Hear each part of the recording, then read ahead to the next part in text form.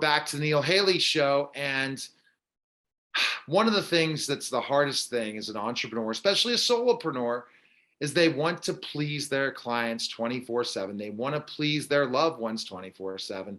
The most important thing is to make people happy with forgetting about ourselves and our happiness. And we allow people who are not the right people. So my guest, Mary Jo Rathgeb, is going to explain things more. Mary Jo, thanks for stopping by. How are you?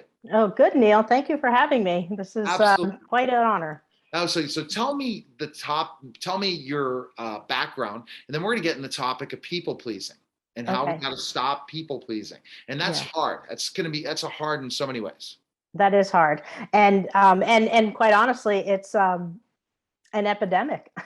There's more people pleasers out there than you would imagine. But so my background is I spent nearly 30 years in the media industry, and then left that and became a life coach.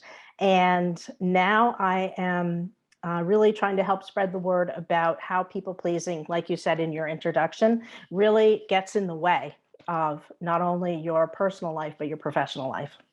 Interesting. So let's talk about that in the entrepreneurial way, because I'd like to hear that, of how we sometimes are pleasing clients too much at times, and we're losing our sleep, we're losing our bottom line in different ways, and all we want to hear is them be happy, when ultimately we don't have to do so much because they take advantage of us at times.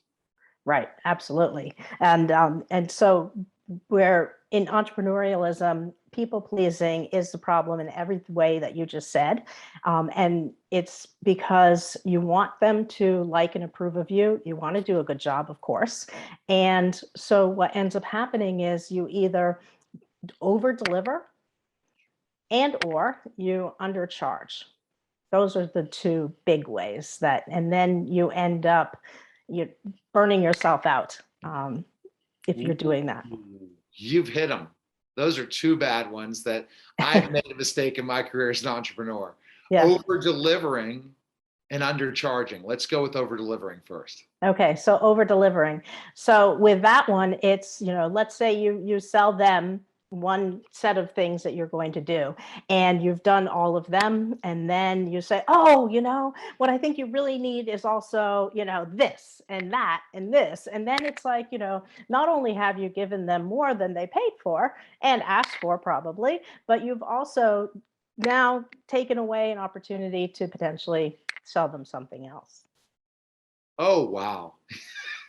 So true. And that's because, well, don't you want to just do the greatest job possible? How do we get away from doing that? It's like, I can help you with this now too. And it's not going to take me that much time, because we as people pleasers, but we also as wanting to perform so high level, how do we stop that? Well, so how you stop it, so how it really starts is that you are actually trying to get your value and your validation from your clients. And so instead of looking out for them and saying, oh, are you doing a good job, pat me on the back, which is what you're really trying to do when you're doing this, is know that you're doing a good job, be able to stand in your own value and know that what you're delivering is worth it, and be able to be confident about that, and to just trust yourself and what you have sold them, that is going to be what is correct. And if it's not, then have another conversation about it. Wow. But see, that's hard. But so that's one thing. Oh, yeah.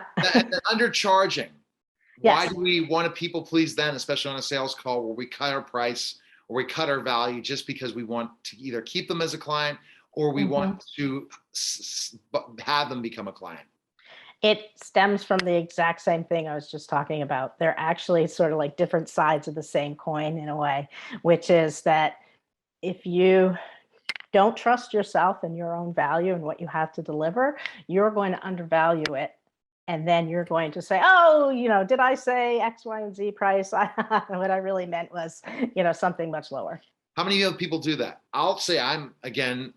I think that a lot of people do that. I have myself have been guilty of that in the past, and it's definitely hard to stop when you get into that. But if you're able to set the price, detach from the outcome And the emotion, and the emotion, the emotion of getting a sale yes, is something that triggers regardless if the money's not that because you got the sale. right, right. Gives you, and that's that used car salesman mentality. Right. And you don't want to come off as a used car salesman, So being able to stand in your value and know, that what you're delivering is worth what you're offering it at, then that gives you credibility and respect. All right. So I love that topic. That's another great topic for entrepreneurs, but it can be also people pleasing in so many other ways. If we Yes. over people please, we don't get we want our love. We want to feel great about ourselves, and we have to be self-loving of ourselves before others at times, because it's great to do great things, but we can't overexert ourselves to a point where we forget about ourselves completely. Best Right. place where we can connect to learn more about you and people that want to kind of delve into that topic, or how can I stop people pleasing? Yes. Where can we go? You can go to creativedirectionsforliving.com. All right.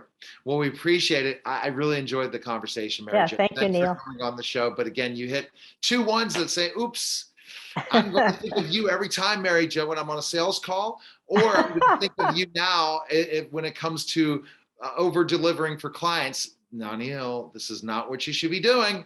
And Yeah. I'll start working on that. So thanks again for Okay. stopping by. All right. Okay. Take Thank you, care. Neil. Oh, you're welcome. Bye-bye. You're listening to the Neil Haley Show and watching the Neil Haley Show, and we'll be back in just a moment.